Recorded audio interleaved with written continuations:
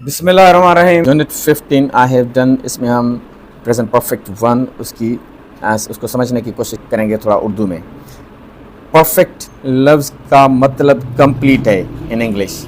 उर्दू में उसकी माना होगी मुकम्मल, कामिल, पूरा या तमाम, और हिंदी में उसकी माना होगी समाप्त। ये प्रेजेंट परफेक्ट इसको ज़मान हाल कामिल या ज़मान माजी करीब भी कहते हैं उर्दू में। ज़मान हाल कामिल यानी हाल ही में कोई काम मुकम्मल हो चुका हो, पूरा हो चुका हो।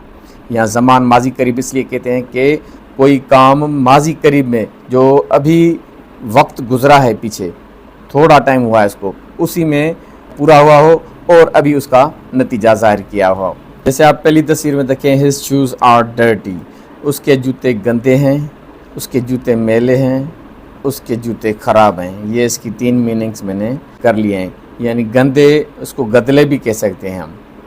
तो डर्टी लफ्ज़ की माना क्या होगी, इसकी वोकेबुलरी अगर हम बनाएं तो सॉइल्ड भी कहते हैं इसको इंग्लिश में, ग्रीमी भी कहते हैं, और स्पीकिंग और इनफॉर्मल में मैंकी भी कहते हैं, अनक्लीन भी कहते हैं इसको, फिल्थी भी कहते हैं। तो इसकी ये मीनिंग्स होगी। पहली तस्वीर में आप देखें। इस टेंस को समझने के लिए आमतौर पर ज़मान हाल कामिल के पहले इस्तेमाल में 4 जुमले बयान किए जा सकते हैं। नंबर 1, उसके जूते गंदे थे। इस तस्वीर में देखें, पहली तस्वीर में पहले इसके जूते गंदे थे, जो तस्वीर दिखा रहा है ना जूते। तो दूसरी तस्वीर देखें, वो अपने जूते साफ़ कर रहा था थोड़ी देर पहले, यानी। तीसरी तस्वीर में देखें, उसने अपने जूते साफ़ किए हैं, यानी अभी थोड़ी देर पहले। और चौथा जिसमें नतीजा निकल आएगा, उसके जूते साफ़ हैं, यानी अभी। यानी जो ये तीसरी तस्वीर है, उसका नतीजा क्या निकला कि उसके जूते अभी साफ़ हैं। पहली तस्वीर में क्या थे, उसके जूते मैले थे या गंदे थे या ख़राब थे। इस टेंस को समझने के लिए इन 4 बातों का आप ख्याल रखेंगे, ठीक है। अब जो इसकी मीनिंग होगी, ही हैज़ क्लीन्ड हिज शूज़, इसकी जो मुनासिब मीनिंग्स होंगी वो ये होंगी। उसने अपने जूते साफ़ किए हैं, उसने अपने जूते साफ़ कर दिए हैं, उसने अपने जूते साफ़ कर लिए हैं, वो अपने जूते साफ़ कर चुका है, वो अपने जूते साफ़ कर गया है। यानी उसके जूते अभी साफ़ हैं जो पहले साफ़ नहीं थे। नोट, आगे जाकर और भी मतलब और मफ़हूम तब्दील होंगे या तब्दील हो सकते हैं। बिस्मिल्लाहिर्रहमानिर्रहीम। Unit 15 I have done present perfect 1 Essential English Grammar and Use। Section A में असां पढ़ंदासीं हिज शूज़ आर डर्टी, हिन जो बूट मेरो आहे या गंदो आहे। ही इज़ क्लीनिंग हिज शूज़, हू पंहिंजो बूट साफ़ थो करे, साफ़ करे थो पियो, साफ़ करे रहियो आहे। ही हैज़ क्लीन्ड हिज शूज़, हुन पंहिंजो बूट साफ़ कयो आहे, हुन पंहिंजो बूट साफ़ करे छॾियो आहे, हू पंहिंजो बूट साफ़ करे वियो आहे, हू पंहिंजो बूट साफ़ करे चुको आहे। ही जेके इन जो असां माना को ॾिसे, इहे इन जूं असां करे सघूं था पिया। ऐं परफेक्ट टेंस जे लाइ ज़रूरी न आहे त तव्हां चुको, चुका, चुकी वग़ैरह अहिड़े क़िस्म जी तव्हां ट्रांसलेशन सेखारियो या सिखो। असां मक़सद वारी माना कढंदासीं, लफ़्ज़ी माना में असां कोन वेंदासीं। हाणे जेकॾहिं ॾिसूं हिन जी माना छा आहे, इज़ इक्वल टू हिज शूज़ आर क्लीन नाउ। ही नाउ जेको आहे सो इटैलिक्स में लिखियलु आहे, यानी पासीरो लिखियलु आहे। हाणे हिन जी माना आहे त यानी हिन जी जेका रिज़ल्ट आहे उहा मटिजी वई आहे। पहिरियों हिन जी रिज़ल्ट छा आहे, हिन जो बूट मेरो हुयो। हाणे हिन जो बूट जेको आहे सो साफ़ लॻो पियो आहे, हथ मथे 10 माना ॿुधाए थो त मुंहिंजो बूट साफ़ आहे। हाणे उन खां पोइ जेको प्रेज़ेंट परफेक्ट टेंस हिन ॻाल्हायो आहे, इन जे चवण जो मक़सदु इहो आहे त यानी इन इहो कमु पूरो करे छॾियो आहे, यानी इन जी जेका रिज़ल्ट आहे उहा मटिजी। कहिड़ो कमु हुयो जेको पूरो कयो अथई, ही जेको कमु आहे उहो पूरो कयो अथई। हिते ॾिसो, ही बूट पंहिंजो साफ़ थो करे पियो, ठीकु आहे। ही इज़ क्लीनिंग हिज शूज़। हाणे जॾहिं इहो कमु पूरो थियो आहे, एक्शन जॾहिं पूरो थियो आहे, त अॻी जेका हुनजी रिज़ल्ट हुई, उहा रिज़ल्ट थोरी चेंज थी आहे, जेका उहा हिते ॿुधाई आहे न। त हाणे हिन जा बूट जेको आहे सो हिन जो बूट छा आहे, साफ़ लॻो पियो आहे, साफ़ थी वियो आहे। हाणे I have cleaned my shoes, यानी मां पंहिंजो बूट साफ़ कयो आहे, मां पंहिंजो बूट साफ़ करे छॾियो आहे, मां पंहिंजो बूट साफ़ करे वियो आहियां, मां पंहिंजो बूट साफ़ करे चुको आहियां। अहिड़े क़िस्म जो माना असां हिते ॻाल्हाए सघूं था। हाणे हिन में 4 क़िस्म जा जुमिला तव्हांखे सम्झण जी ज़रूरत आहे। 4, हिकु त पहिरियों उनजी रिज़ल्ट बि हूंदी आहे, वरी आख़िर में जेको प्रेज़ेंट 3 नंबर ॻाल्हाइबो आहे उहो प्रेज़ेंट परफेक्ट जॾहिं ॻाल्हाईंदा आहियूं, त चोथों जेको जुमिलो वजूद में ईंदो आहे, जंहिंजी माना छा हूंदी आहे, यानी कमु उहो पूरो थी चुको आहे, उनजी रिज़ल्ट जेका आहे उहा आई आहे चौथे में। ऐं जेको उन खां अॻु में जेको पहिरियों माना रिज़ल्ट खां अॻु में उहो कमु तव्हां स्टार्ट कंदा आहियो, शुरू कंदा आहियो, या उहा शइ थियणु शुरू थी वेंदी आहे, या उहा शइ उहा मटिजणु शुरू थींदी आहे। पोइ तब्दीली जेका ईंदी आहे उनजी रिज़ल्ट असांखे हिते ॿुधाई वेंदी आहे प्रेज़ेंट परफेक्ट जो। इहो पहिरियों इस्तेमालु आहे, इन करे हिनखे सम्झण जी ज़रूरत आहे। हाणे हिन तस्वीर खे वरी ॾिसो, 3 तस्वीरूं हिते ॿुधायल आहिनि। हाणे दे आर एट होम, ये घर में मौजूद आहिनि ॾिसो हाणे दे आर गोइंग आउट ये हाणे ॿाहिरि वञनि था पिया या वञी रहिया आहिनि जारी आहे इहो कमु हाणे जॾहिं इहो जारी हुजण वारो कमु पूरो थी वियो त दे हैव गॉन आउट उहे ॿाहिरि हलिया विया आहिनि ॿाहिरि वञी चुका आहिनि ॿाहिरि विया आहिनि हाणे अहिड़े क़िस्म जो हिते माना हुन जूं कढी सघंदासीं यानी they are not at home now यानी हिनमहिल उहे घर में मौजूदु न आहिनि अॻ में घर में मौजूदु हुया हाणे हिनमहिल घर में मौजूदु न आहिनि रिज़ल्ट जेका आहे सा उहा चेंज थी वई आहे उहो परफेक्ट टेंस उते ॻाल्हाए वियो छो जो उहो जेको एक्शन हुयो उहो एक्शन परफॉर्म करे रहिया उहे जॾहिं उहो परफॉर्मेंस हुनजी पूरी थी वई त उहो एक्शन ॿुधायो त बाबा उहे वञी रहिया आहिनि त उहे माना हलिया विया आहिनि वञी चुका आहिनि हाणे माना उहे घर में न आहिनि पहिरियों घर में मौजूदु हुया इन जे करे इहा परफेक्ट टेंस जे इन्हनि तरीक़नि खे तव्हांखे सम्झण जी ज़रूरत पवंदी माना चइनि क़िस्मनि जे जुमलनि खे तव्हां पाण में हिते ॻंढींदो मिलाईंदो उनखां पोइ तव्हांजो प्रेज़ेंट परफेक्ट जेको वन आहे उनजी तव्हांखे सम्झाणी ईज़ीली सम्झ में अची वेंदी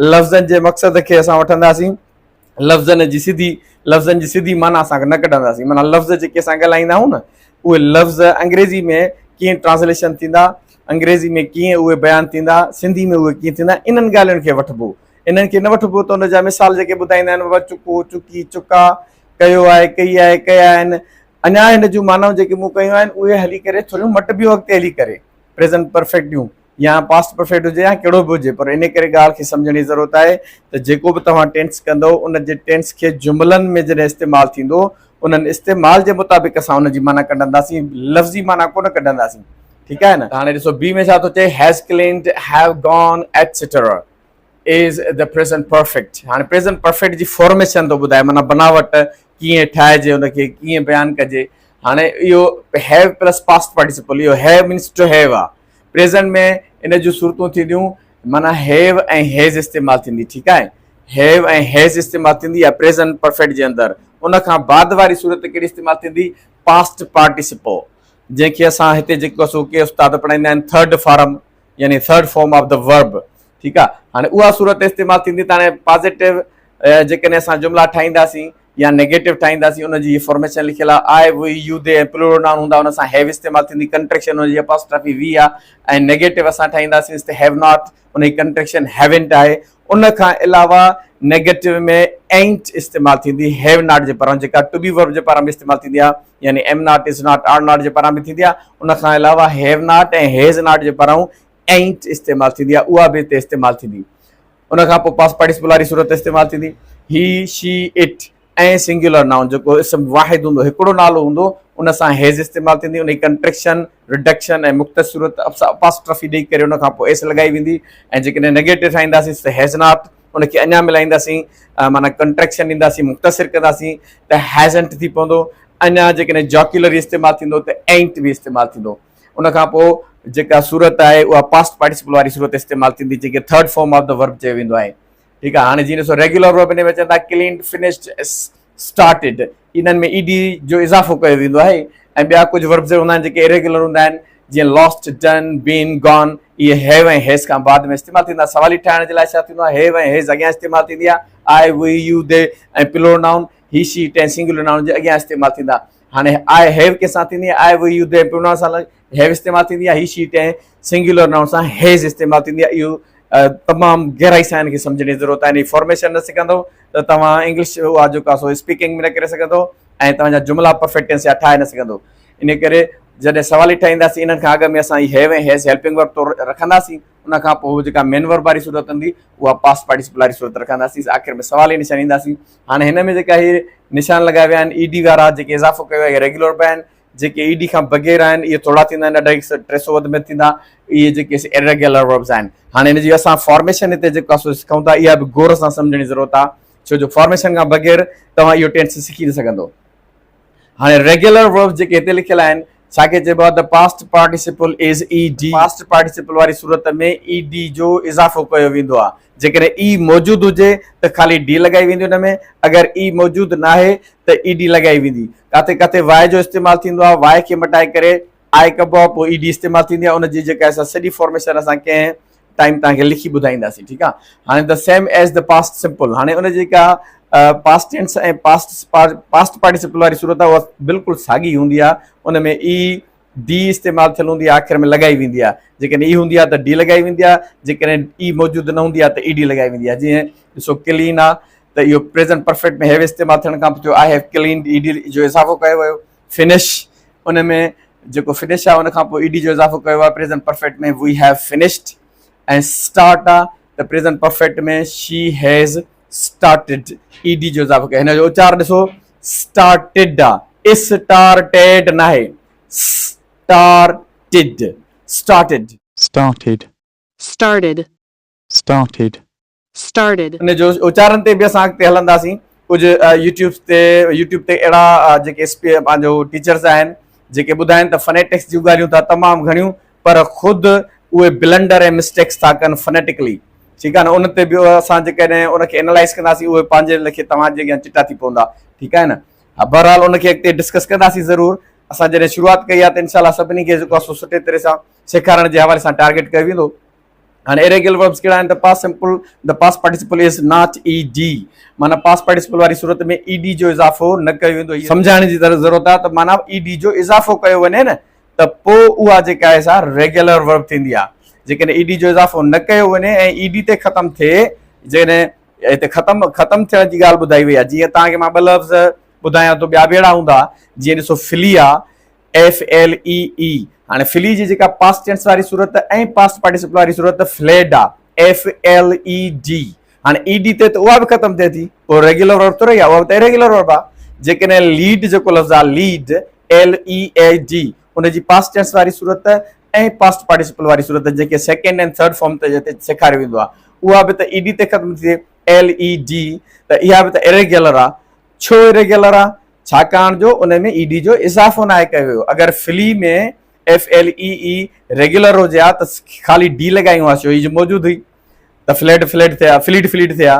पर जेकॾहिं लीड हुजे हा, असां उनखे रेगुलर बणाइनि हा त उन में ईडी जो इज़ाफ़ो कयो आहे त लीडिड थिए हा। जॾहिं त उन में अंदरी तब्दीली करे ऐं उनजी जेका सूरत मटाई हुई, लेड कयो वियो। अॻिते था अचूं, sometimes the past simple and the past participle are the same. हाणे कॾहिं कॾहिं छा थींदो आहे, पास्ट टेंस वारी सूरत ऐं पास्ट पार्टिसिपल वारी सूरत यानी सेकेंड ऐं third form of the verb साॻियूं रहंदियूं आहिनि। जीअं ॾिसो बाय आहे, इन जी पास्ट टेंस बि बॉट आहे ऐं पास्ट पार्टिसिपल वारी सूरत बि बॉट आहे। जीअं पास्ट सिंपल टेंस में आई बॉट ऐं प्रेज़ेंट परफेक्ट में आई हैव बॉट। हाणे इहा साॻी ॻाल्हि आहे। हैव, जीअं ॾिसां थो तव्हां ख़ुदि हैव मेन वर्ब तौरु इस्तेमालु जॾहिं थींदो त उन खां पोइ उनजी छा थींदी, हैड इस्तेमालु थींदी। पास्ट टेंस में ॾिसो ही हैड, ऐं जेकॾहिं असां परफेक्ट में ॻाल्हि कंदासीं प्रेज़ेंट परफेक्ट, त उहा पास्ट पार्टिसिपल छा थींदी, ही हैज़ हैड। अहिड़ी तरह सां sometimes the past simple and the past participle are different. कॾहिं कॾहिं छा थींदो आहे, पास्ट टेंस वारी सूरत ऐं पास्ट पार्टिसिपल वारी सूरत हिक ॿिए खां मटियल हूंदियूं आहिनि, यानी second form of the verb and third form of the verb जेको असां हिते तव्हांखे सेखारींदा आहिनि उस्ताद। असां हुनजो नालो बि निकिरी था वठूं जीअं तव्हांखे ॻाल्हि सम्झ में अचे। हाणे सो ब्रेक आहे, पास्ट टेंस में थींदो आई ब्रोक। ठीकु आहे, प्रेज़ेंट परफेक्ट में थींदो आई हैव ब्रोकन। ही पास्ट टेंस वारी सूरत आहे, हीअ वरी पास्ट पार्टिसिपल वारी सूरत आहे। जीअं सी आहे, यू सॉ, त अहिड़ी तरह सां यू पास्ट टेंस में इस्तेमालु थींदो सॉ, ऐं यू हैव सीन। ऐं हिते परफेक्ट टेंस में इस्तेमालु थींदा हैव लॻाइण खां पोइ पास्ट पार्टिसिपल सूरत इस्तेमालु थी आहे सीन। अहिड़ी तरह सां फॉल, त इन जो पास्ट टेंस थींदो इट फेल, ऐं प्रेज़ेंट परफेक्ट में थींदो पास्ट पार्टिसिपल में थींदो इट हैज़ फॉलन। ऐं गो आहे त दे वेंट, पास्ट टेंस में इन जी वेंट सूरत थी, ऐं दे हैव गॉन, हिते गॉन पास्ट पार्टिसिपल वारी सूरत आहे, प्रेज़ेंट परफेक्ट में इस्तेमालु थी आहे। इन करे छा चयो हिते त पास्ट टेंस ऐं पास्ट पार्टिसिपल सूरत हिक ॿिए खां मटियल रहंदी आहे। हाणे असां सेक्शन सी पढ़ंदासीं। चोथों आहे we use the present perfect for an action in the past with the result now. Past present perfect असां तॾहिं इस्तेमालु कंदासीं, यानी उहो माज़ी जे अंदरि को बि एक्शन, का बि स्टेट, का बि हालत, कैफ़ियत, मौजूदगी, क़ीमत, मुल्ह, अलाए छा जेका बि शइ हुजे उहा पास्ट टेंस जे अंदरि उन्हनि जो छा थींदो, उहा माना मौजूदु थी वेंदी आहे। पोइ उन खां पोइ रिज़ल्ट जेका हाणे प्रेज़ेंट में उहा शइ मौजूदु थी वेंदी आहे, उनजो यानी इख़्तिताम थी बि वेंदो आहे, कॾहिं न बि थींदो आहे। पोइ उनजो रिज़ल्ट जेको आहे नतीजो, उहो हाणे सां नाव सां हूंदो आहे। नाव इटैलिक्स में लिखियल आहे, पासीरो जे लाइ सम्झण था। ॾिसो, I have lost my passport. जीअं मां पंहिंजो पासपोर्ट गुम करे छॾियो आहे, मां पंहिंजो पासपोर्ट विञाए छॾियो आहे, या मुंहिंजो पासपोर्ट गुम थी वियो आहे या विञाइजी वियो आहे। सिंधीअ में असां हिन जी लफ़्ज़ी माना ते कोन कढंदासीं, मां पाण गुम कयो आहे। असां कॾहिं कॾहिं ॻाल्हाईंदे बि आहियूं, पर मक़सददारी माना सिंधी में असां चवंदा पासपोर्ट गुम थी वियो आहे। यानी इज़ इक्वल टू आई कान फाइंड माई पासपोर्ट नाउ, यानी मूंखां हिन महिल पंहिंजो पासपोर्ट लभे नथो। इहा मक़सदारी माना कॾहिं पर लफ़्ज़ी माना कढंदो त मां नथो लभी सघां पंहिंजो पासपोर्ट हिन महिल नथो लभे सघां।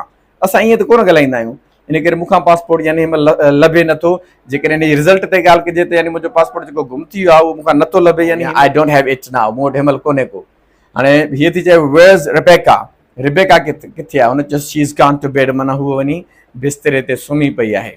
ठीकु आहे, she is in bed now is equal to she is in bed now, माना हिन महिल बिस्तरे ते मौजूदु आहे, बिस्तरे ते सुम्ही पई आहे। यानी नाउ जी ॻाल्हि त करे रिज़ल्ट छा थियो, यानी हूअ हिते अॻोणे बि मौजूदु हुई, हाणे हिते मौजूदु न, हाणे बिस्तरे ते मौजूदु आहे। छो जो वजह पई जेका वञी बिस्तरे ते वञी सुम्ही पई आहे त उन जी रिज़ल्ट मटिजी वई। We bought a new car, we bought a new car, असां नई कार वरिती आहे, यानी is equal to we have a new car now, माना हिन वक़्तु रिज़ल्ट इहा आहे त असां वटि नई कार मौजूदु आहे। पहिरियों अॻ में नई असां वठणु वियासीं, वठी ऐं मोटी आया आहियूं, त हाणे प्रेज़ेंट परफेक्ट ॻाल्हासीं, असां कार वरिती आहे त माना असां वटि मौजूदु आहे, पहिरियों नई कार। सो इन ॻाल्हि खे सम्झण जी ज़रूरत आहे। इट्स रैचल्स बर्थडे टुमारो, सुभाणे रैचल जो बर्थडे आहे, यानी ॼम जो ॾींहुं आहे। एंड आई हैवंट बॉट हर अ प्रेज़ेंट, माना मां हुनजे लाइ तोहफ़ो वग़ैरह को वठी न आयो आहियां, का तोहफ़ो वग़ैरह हुनजे लाइ माना न वरितो आहे, यानी I is equal to I don't have a present for her now, यानी हिन वक़्तु हुनखे ॾियण जे लाइ मूं वटि को तोहफ़ो आहे ई कोन। छो जो मां न वियो वठणु, रिज़ल्ट इहा आहे त प्रेज़ेंट परफेक्ट ॻाल्हाए त मूं वटि हुनजे लाइ मां हुनजे लाइ तोहफ़ो न वरितो आहे, माना मूं वटि कोन्हे। हाणे Bob is away on holiday, Bob मोकलुनि ते ॿाहिरि वियल आहे। हाणे त लफ़्ज़ी माना बॉब आहे परते, मोकल ते परते आहे, अवे माना परे। ख़ुदा खे मञो लफ़्ज़नि जी माना पे न हलो, लफ़्ज़ी माना वठी सॼी इंग्लिश खे बिगाड़े छॾींदो, कोन सम्झ में ईंदव। हुन छा चयोसि, oh where has he gone, अच्छा भला काॾे वियो आहे? हाणे माना is equal to where is he now, माना हिन महिल आहे किथे, उनजी रिज़ल्ट थो पुछेसि। हाणे जुमिलो आहे आख़िरी, can I take this news paper, मां हीअ अख़बार खणां? हाणे लफ़्ज़ी माना कढंदासीं छा, मां हीअ अख़बार खणी सघां थो, इहा बि ॻाल्हाईंदा आहियूं, पर असां तकड़ में इजाज़त वठंदो, मां अख़बार खणां इहा मां। Have U finished with it, छा तूं इहा पढ़ी वियो आहीं? हाणे जेकॾहिं लफ़्ज़ी माना कढो हिन, छा तूं पूरो कयो आहे उन सां, विथ माना सां, इट माना उन, छा तूं उन सां पूरो कयो आहे, त सॼी ज़िंदगी तव्हांखे हिन जी माना ई सम्झ में न अचे आहे। ऑक्सफोर्ड डिक्शनरी में ॾिसो तव्हां हिन जी जेका फिनिश विथ समथिंग छा लिखियलु आहे, इहा मां तव्हांखे जेको आहे सो इन जी रिकॉर्डिंग करे ॿुधायां थो। ॾिसो फिनिश विथ छा आहे माना में। हाणे असां ऑक्सफोर्ड डिक्शनरी खोलियूं था फिनिश विथ जी माना हिते ॾिसण जे लाइ। हाणे फिनिश विथ लिखूं था, हाणे मां हिनखे सिधो कयां थोरो हिते, हाणे FINISH फिनिश ऐं विथ बि लिखियलु आहे, फिनिश विथ। हाणे सिंपल सर्च में न आयो, फुल टेक्स्ट सर्च में ईंदासीं। हाणे इन में 3 मानाऊं जेको आहे सो निकिरी आयूं आहिनि। असां इन जी जेका आहे असां विची माना खे फिनिश विथ समथिंग खे खोलींदासीं। हाणे उन में फिनिश विथ समथिंग में हिते लिखियलु आहे, यानी नंबर 1 जेका अथसि, to no longer need to use something. हाणे टू नो लॉन्गर नीड, विच में इहो नो लॉन्गर एडवर्ब इस्तेमालु थियल आहे, फ्रेज़ आहे जेको, इहो स्प्लिट इन्फिनेटिव चइबो हिनखे। माना टू नीड असुल में लफ़्ज़ आहे, माना ज़रूरत हुजणु, टू यूज़ माना कंहिं शइ जे इस्तेमालु, पर नो लॉन्गर जी माना हाणे बिल्कुलु बि उन जी ज़रूरत न हुजणु, यानी उन जे इस्तेमालु करण जी का बि ज़रूरत हाणे न हुजणु, यानी पूरो थी वञणु उहो कमु। ठीकु आहे न। हाणे जीअं इन जो जेको जुमिलो आहे, इहो असां हिन जी मीनिंग हिते पढ़ूं था। इन जी जेको आहे पहिरियों प्रोनाउंसिएशन, इन जुमिले जी असां पहिरियों प्रोनाउंसिएशन ॿुधासीं ब्रिटिश इंग्लिश में। When you finished with the book, can I see it? हाणे वरी इन जी अमेरिकन इंग्लिश में ॿुधंदासीं। When you finished with the book, can I see it? ठीकु आहे। हाणे मां इन पढ़ां थो, when you finished with the book, can I see it? हाणे इन जी मक़सदारी माना कि जॾहिं तव्हां किताबु पढ़ी वञो त पोइ छा मां उहो पढ़ी सघां थो, या मां पढ़ां, या मां ॾिसी सघां थो, या मां उहो ॾिसां। हाणे इन जी इहा मक़सद वारी माना मूं कढी। ठीकु आहे न। हाणे ॿियो जेको जुमिलो आहे, have U finished with the vacuum cleaner yet, I need it, यानी वैक्यूम क्लीनर तव्हां अञा ताईं इस्तेमालु करणु छॾे न ॾिनो आहे छा, माना अञा ताईं इस्तेमालु कयो था पिया छा भला तव्हां। आई नीड इट माना मूंखे खपे, मूंखे कम में आहे, मूंखे ज़रूरत में आहे, मूंखे घुरिजे थो, या मूंखे खपे थो, इहे सभु माना उन जो असां कढी सघूं था। हाणे इन में जेको टू नो लॉन्गर जो लफ़्ज़ आहे, इन जी जेकॾहिं सिनोनिम असां इंग्लिश में खोलींदासीं त थी पवंदो नो लॉन्गर माना हाणे उन जी ज़रूरत वग़ैरह न हुजणु, नो मोर या नॉट एनी मोर। इन जो एंटोनिम जेको थींदो उहो स्टिल थींदो, माना अञा ताईं। फिनिश विथ समथिंग जो जेके ॿिनि टिनि डिक्शनरी मां जेका मूं माना कढी आहे मां उहा तव्हांखे हिते स्क्रीन ते ॿुधायां थो। हाणे to no longer need to use something, जंहिंजी मतिलबु इहो आहे त इस्तेमालु करणु छॾे ॾियणु या इस्तेमालु करे वञणु या इस्तेमालु करण खां पोइ उहा शइ पूरी थी वञे या पूरो करे वञणु आहे। ठीकु आहे। हाणे इन जूं जेके इंग्लिश में मानाऊं ठहंदियूं थींदियूं, to have no more need for something, माना कंहिं शइ जी तव्हांखे हाणे ज़रूरत न हुजणु। टू हैव माना हुजणु, नो मोर नीड माना वधीक का बि ज़रूरत न, फॉर समथिंग माना कंहिं शइ जी या कंहिं शइ लाइ हाणे तव्हांखे ज़रूरत न हुजे। ॿियो अथसि to have nothing more to do with something, माना कंहिं शइ में हाणे कमु न हुजणु, माना उहा शइ हाणे ज़रूरत में न हुजणु वधीक। ॿियो आहे टू नॉट नीड, हाणे असुल में हिते नॉट एडवर्ब विच में आहे, इहो बि स्प्लिट इन्फिनेटिव आहे। To not need something any more, माना हाणे कंहिं शइ जी वधीक का बि ज़रूरत न हुजणु। टू स्टॉप यूज़िंग माना बंदि करे छॾणु, इस्तेमालु करणु, समथिंग माना का शइ, और टू स्टॉप नीडिंग समथिंग या कंहिं शइ जी हाणे जेका ज़रूरत हुई, जेका शइ तव्हांजे कम में हुई, हाणे उन जी ज़रूरत वग़ैरह न हुजणु, उहा शइ हाणे तव्हांखे कम में न आहे, छो जो उन मां उहा शइ तव्हां पूरी करे विया आहियो, उनजो मक़सदु पूरो थी वियो आहे। इहा हुई इन जी जेका असां फिनिश विथ जूं जेके माना हुयूं इंग्लिश में मूं तव्हांखे मुख़्तलिफ़ डिक्शनरी मां कढियूं ऐं इंटरनेट तां कढियूं। हाणे अचूं था स्प्लिट इन्फिनेटिव जी वज़ाहत सम्झण जे लाइ, उहा ऑक्सफोर्ड डिक्शनरी में असां खोलींदासीं। हाणे स्प्लिट इन्फिनेटिव जेको सर्च में मुंहिंजो थियल हूंदो, हिते स्प्लिट इन्फिनेटिव लिखियलु आहे, हिन टच कंदुसि मां। हाणे हीअ अची वियो स्प्लिट इन्फिनेटिव। स्प्लिट इन्फिनेटिव जी प्रोनाउंसिएशन तव्हां ॿुधंदासीं असां ब्रिटिश इंग्लिश में। Split infinitive. Split infinitive. हाणे स्प्लिट इन्फिनेटिव, हाणे इन्फिनेटिव जेको स्ट्रेस ॾिनल आहे हुते फ जे मथां आहे, यानी हार्ड स्ट्रेस आहे, यानी इन ते ज़ोर ॾेई करे इनखे इन जो उचार वॾो कढिबो इन्फिनेटिव। हाणे ग्रामर चए थो the form of the verb with to, फेल जी अहिड़ी सूरत जेका टू सां हूंदी आहे, टू विद एन एडवर्ब, पर एडवर्ब सां गॾु, placed between to and the verb, यानी जेको टू लफ़्ज़ आहे ऐं जेको ॿियो वरी वर्ब आहे उन जे विच में उहो एडवर्ब रखियो वेंदो आहे। ठीकु आहे। एज़ जीअं ॾिसो, इन माना हिन जुमिले में, she sems two really like it, जेका इहा माना रियली लफ़्ज़ आहे, एडवर्ब टू लाइक जे विच में हिते जेको आहे सो लॻियलु आहे, माना उहो ॾिसण में अचे थो त वाक़ई इहा शइ हिनखे पसंदि आहे, ॾाढी वणेसि थी आहे, इहा त वणेसि थी। हाणे सम पीपल कंसिडर, कुझु माण्हू सम्झंदा आहिनि, दिस माना इन इस्तेमाल खे जेको इहो स्प्लिट इन्फिनेटिव आहे, to be bad English style, माना अंग्रेज़ीअ जो जेको इहो ख़राबु तरीक़ो आहे, ख़राबु नमूनो आहे, अहिड़े तरीक़े जी अंग्रेज़ी ॻाल्हाइणु। हलो अॼु माना में अचूं था, हाणे छा थींदो, यानी do U need it now, यानी हिन महिल तोखे ज़रूरत में त न आहे, ज़रूरत में अथई त मां बसि कयां। हाणे हीअ अख़बार यानी फिनिश पूरी करे वई, पढ़ी पूरी कई अथई त ठीकु आहे, न त पोइ जेकॾहिं उहा ज़रूरत में न अथई त मूंखे ॾे त मां पढ़ां। सो असांजी जेका आहे इहा प्रेज़ेंट परफेक्ट जी जेका आहे असां यूनिट पूरो थियो। हाणे एक्सरसाइज़ सेट कंदासीं। तव्हांखे गुज़ारिश आहे त मुंहिंजे चैनल खे सब्सक्राइब करायो ऐं हिन महिल जंहिं मुंहिंजे चैनल खे लाइक न कयो, महिरबानी करे तव्हां लाइक कयो, कजू साहिबु छॾियो, असांजे चैनल खे सिंधी खे तव्हां अॻिते आणियो। पाण जेके तव्हां ॾिसंदड़ व्यूअर्स आहियो, तव्हां फ़िलहालु तव्हां त टेक ॾेई सघो था न, तव्हां लाइक बि कयो ऐं हेठां कमेंट बि कयो ज़रूरु। कमेंट में माना तव्हां गुड लिखो या का दिलि मोकिलियो, कुझु बि मोकिलियो त जीअं असांजी हिमत अफ़ज़ाई थींदी, असांजो चैनल जेकॾहिं प्रॉस्पर कंदो त तव्हांजी नॉलेज ख़ातिर वीडियोस जेको आहे सो असां बार बार रिकॉर्ड कंदासीं, असांखे बि फ़ाइदो थींदो त तव्हांखे बि थींदो।